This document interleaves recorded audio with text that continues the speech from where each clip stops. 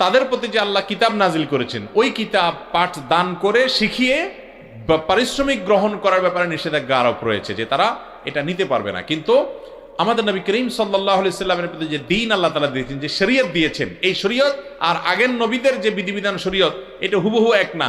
সকল নবীদেরকে আল্লাহ তাআলা যে শরীয়ত দেন সেখানে কিছু স্বাতন্ত্র, কিছু বেশ কম, কিছু ভিন্নতা থাকে। তো আমাদের নবী করিম সাল্লাল্লাহু আলাইহি সাল্লামের শরীয়তে দ্বীনের কোনো শিক্ষা দান করে কেউ পারিশ্রমিক নিলে সেটা জায়েজ আছে। নবী করিম সাল্লাল্লাহু আলাইহি সাল্লাম কোরআন শিক্ষা দেওয়ার পর তীর নেওয়ার পর একজনকে বলেছেন জাহান্নামের তীর নিয়েছো। এই হাদিসের বিপরীতে নবী করিম সাল্লাল্লাহু আলাইহি সাল্লামের সময় কোরআন যারা শিক্ষা দিয়েছেন, কোরআন যারা নির্ধারিত হয়ে গেছে, তাদের এটা ডিউটি হয়ে গেছে, তাদের জন্য পারিশ্রমিক নির্ধারণ করেছেন। এটা হলো চূড়ান্ত বিধান, সর্বশেষ বিধান, যে যদি কেউ কোরআন শিক্ষা দেওয়ার জন্য সময় ব্যয় করে তাহলে সে পারিশ্রমিক নিতে পারে। এই ব্যাপারে সারা বিশ্বের কোনো মাযহাব